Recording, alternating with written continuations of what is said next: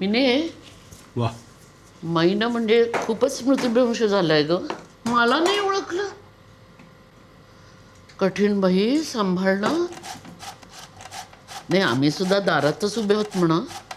कुणाचं समाप्त कसं वाढून ठेवले त्या अज्ञातालाच माहिती. पण मिने 2 दिवस माहेरला यायचं ते लगेच माईला पाठुंबळे घेऊन यायचं. हां अगं सदानंदरावही गावाला गेलेत म्हणून आलेत. मावशी मी निघते आता, मला युनिव्हर्सिटीत जायचं आहे. अगं जेवण तयार आहे. कसलं ते बाहेरचं खाणं. 2-2 घास खाऊन घ्या. बरं झालं बाई तू इथेच भेटलीस मला. नाहीतर या खेपेला तुझ्या घरी यायला मला अजिबात वेळ झाला नसता. उद्या परवाला जाईन म्हणते मी. मना आणि बहिणी कसे आहेत? त्यांचं काय राजा राणीचा संसार मस्तच की. आजकाल सासूलाच सासूरवास असतो. तू सासूरवास करून घेणार होय? नाही तुझ्या माईच्या प्रश्नानं उत्तरं देऊन देऊन तुझ्या आईचं तोंड गळून पडेल आता. अगं आई दुर्लक्ष करत जा. तू उत्तरं दिलीस काय नाही दिलीस काय त्यांच्या काहीच नाही लक्षात राहत.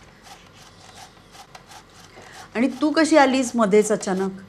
अगं त्या बाजारपेठेतला गुजर आहे ना खूप दिवस मागे लागले. तुमच्या दोघींचे 4 खण विकत द्या म्हणून. तो लाख मागेल पण दादा वहिनी तयार आहेत का? आता घ्या जागा आपल्या वाटणीची.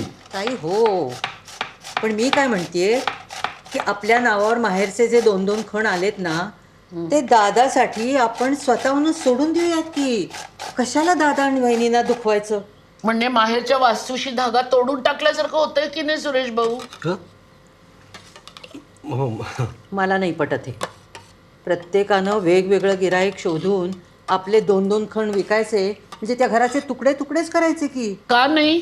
आपल्या हक्काचा वाटा आपण का उपभोगायचा नाही? पण हक्काच्या नावानं भांडाभांडी करून भाऊबीज कायमची बंद करून टाकायचे का? हे 2 खण विकून पैसे आले की त्या मुद्दलावर माझी मान माझ्या मुलासमोर आणि सुनेसमोर ताठ राहील.